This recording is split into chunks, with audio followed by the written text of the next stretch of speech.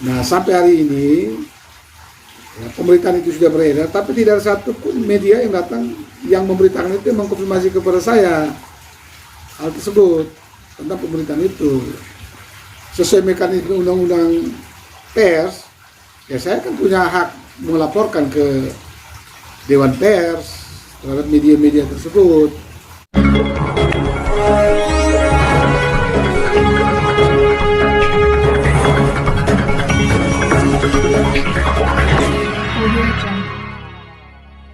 Terkait dengan informasi di luar nih, bahwa selama pemberitaan terkait dengan Bapak ini, yang mana pada saat usai rus Bank NTT beberapa waktu lalu tanpa konfirmasi. Jadi terlihatnya Bapak kecewa dengan hal tersebut. Apakah benar demikian? Ya, jadi baik, terima kasih buat secara fakta hukum yang sudah berikan saya kehormatan untuk diwawancara untuk sejumlah persoalan yang ada. Jadi memang benar sebenarnya terkait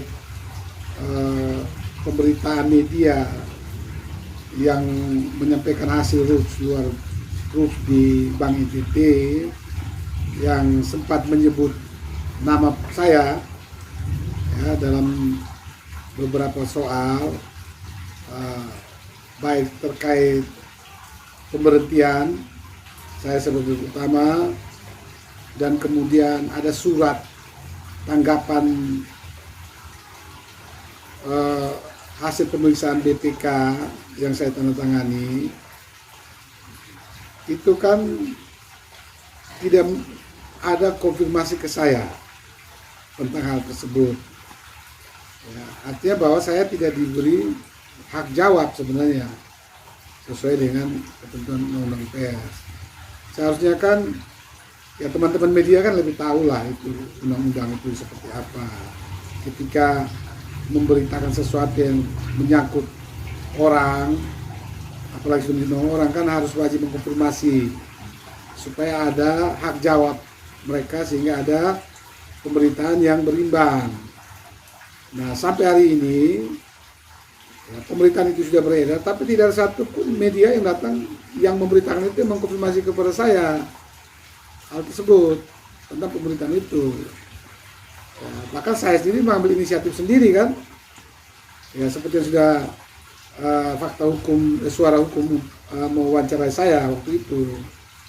Jadi saya anggap bahwa pemberitaan ini sudah boleh dikatakan ya menyerang pribadi saya sebenarnya, melakukan fitnah terhadap saya karena saya tidak diberi kesempatan untuk menjawab dari pemberitaan tersebut oleh media-media yang memberitakan.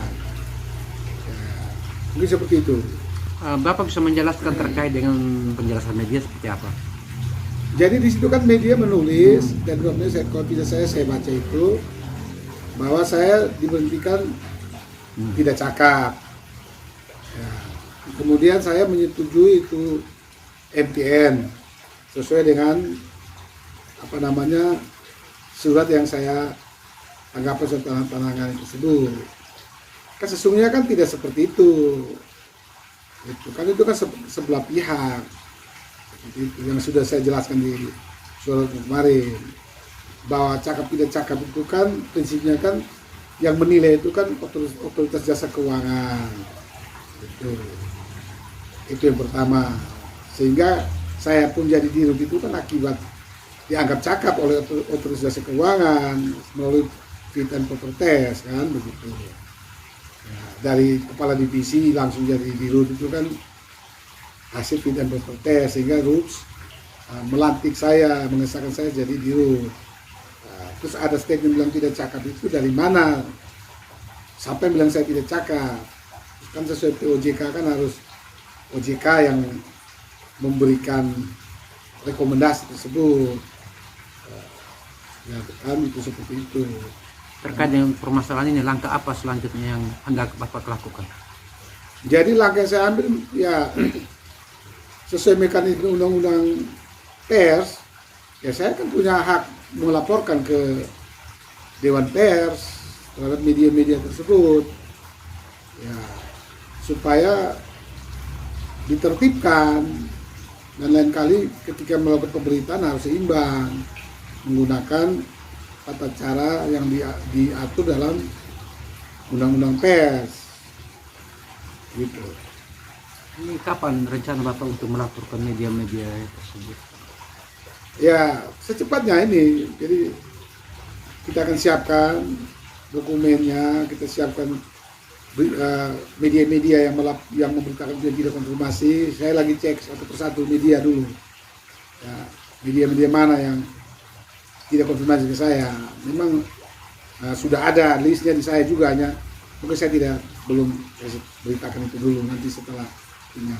Ya, saya harap mungkin sesudah Lebaran ini kita akan segera melayangkan surat ke Dewan Pers untuk melaporkan persoalan ini. Mungkin ada hal yang hendak Bapak sampaikan saat ini.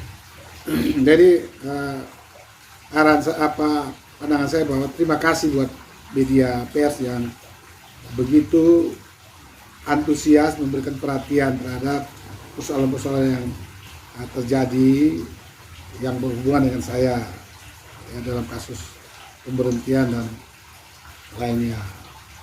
Ya, saya harap dengan pemberitaan pers ini menjadi pintu masuk bagi terbukanya suara kebenaran, itu fakta-fakta yang terjadi yang diberitakan, bukan hal-hal yang bersifat rumor yang tidak berdasarkan fakta gitu. Nah, itu yang perlu kita tegas sehingga opini publik itu bisa mengarah kepada hal-hal yang bersifat kebenaran dan fakta itu yang mungkin kita ingin, supaya betul-betul pers ini menjadi lembaga yang independen dalam menyuarakan hal-hal yang bersifat kebenaran, apalagi sudah menyangkut persoalan-persoalan hukum. Jadi kemudian juga kami harap pers ini menjadi media untuk edukasi kepada masyarakat, edukasi hukum, edukasi pemberitaan yang berimbang, sehingga masyarakat itu punya pemahaman yang benar tentang ini, karena pengaruh pers ini sangat besar sekali menggiring opini. Kalau apa yang salah diberitakan seperti seolah-olah benar, kan jadi yang salah dibilang benar ini jadinya kan. Ketika yang benar itu diopinikannya salah, jadi yang benar jadi salah ini. Nah, ini kan tidak boleh seperti itu. Ya, kalau bagi saya fungsi pers itu ya yang salah, yang benar kan. Tidak perlu kita berpihak kepada si A, si B, si C. Kita berpihak pada apa yang benar kan seharusnya. Nah, itu yang kita pingin, supaya betul-betul masyarakat dan kita semua bisa jernih melihat persoalan ini dengan kacamata hukum, etika, ya, yang berlaku di masyarakat dan benar-benar sesuai dengan koridor hukum. Itu saja mungkin yang saya sampaikan. Terima kasih Bapak. Terima kasih. Ya.